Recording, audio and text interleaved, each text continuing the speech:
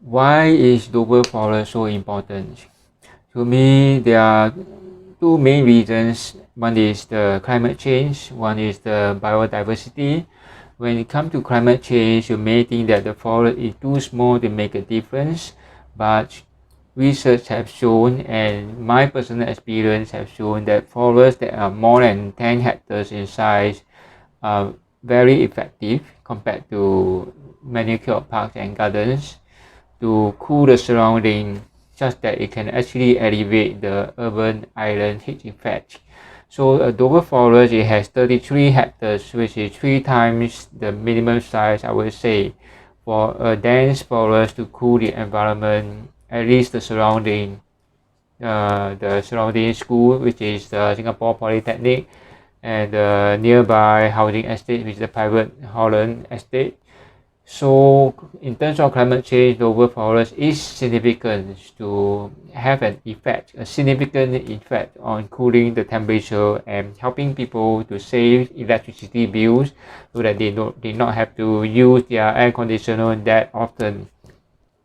Secondly is the biodiversity, as the report baseline study, environmental baseline study done by HDB as well as the Nature Society of Singapore's own research study has shown that the biodiversity is very impressive according to Dr. Hua Chiu. So it has endangered species like the local apple snail and the changeable hawk eagles, and even the critically endangered straw-headed boo. So the Dover forest, despite its apparently small size, it can actually support a sizable biodiversity as well as, and especially the endangered species. Not only the animals or the wildlife, but also the flora. It also contains endangered species like the fig tree. So it is worth conserving just based on these two factors, climate change and biodiversity. But if you want more reasons, one very good reason is the as also mentioned in the podcast that I watched earlier by Channel News Asia, which is the people's demand for green spaces, not just the manicured parks and gardens, but the wild green spaces, especially our forests, because this is where we can see forest-dependent wildlife like the changeable hawk eagles, the Sunda pangolin, which are not usually found in man-made parks. And also there is a heart cry in every human being. We have been repressed for so long in urban spaces that we are crying out for more wild green spaces for many reasons, not only physical health or mental health, but also for spiritual health. We feel a spiritual connection that we want to go back to nature, to reconnect with our soul, reconnect with the universe. And that is something, while it might be something intangible, but it is actually far more valuable than many of us would realize, to such an extent that it doesn't mean that it's worth nothing, but it's actually worth more than gold and silver. So if you want to talk about economic value, a lot of people might say, a lot of critics might say that economic value for Dover forest is zero, but I beg to differ. If we were to consider the intrinsic value of Dover forest in terms of uplifting our soul, in terms of improving our physical and mental health, it has much more value. It actually helps prevent us from incurring healthcare costs, help us to live longer.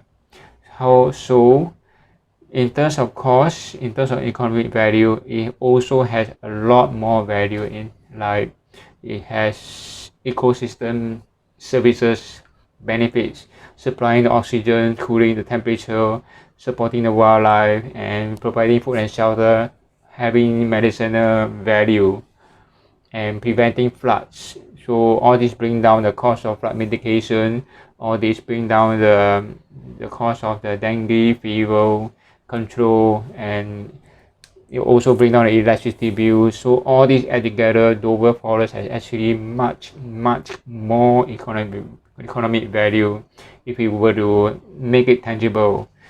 So it is a myth to say that it has no economic value. It is also a myth to say that the lower MRT station is a must for housing. But if we look at other MRT stations like Kranji MRT station, it does not have any housing around Kranji MRT station. It is a gateway to Sungai Buloh wetland reserve. It is also a gateway to Kranji countryside. And if we also look at Expo MRT station, there is no housing around the MRT station. It is a gateway to the Expo exhibition centers and also a gateway to Changi Business Park. Similarly, we can see Dover MRT station as a gateway not only to Singapore Polytechnic, but also to the Holland private housing estate, as well as Dover Forest. If we were to make it a world-class nature park, why don't we make Dover MRT station a special gateway for people around the neighborhoods in Gilmore area, in Queenstown, in Commonwealth, Redhill, Clementi. It make it accessible for them to access Dover Nature Park in future. So MRT station can serve as a gateway. It does not have always to be a prime land for housing. So that's one myth, one secret cow that we need to slaughter.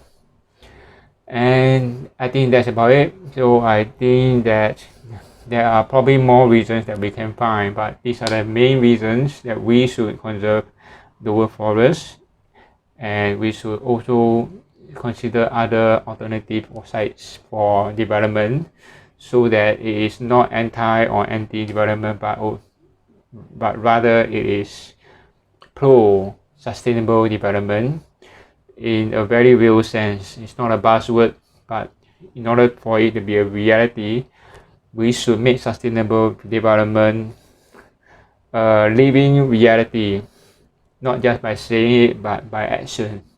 How do we show it by action? Considering alternative sites, redeveloping or recycling underutilized lands like old industrial sites as proposed by Nature Society, as well as unused land, maybe golf courses and open car parks, and even revamping or regenerating old housing estates.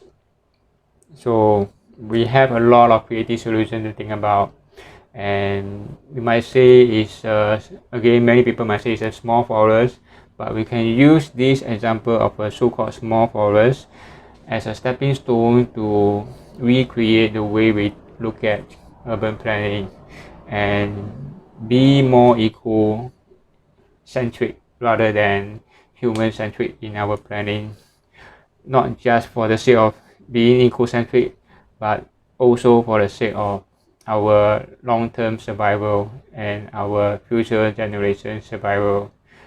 If we take care of nature, nature will take care of us. Thank you for listening. I will see you again.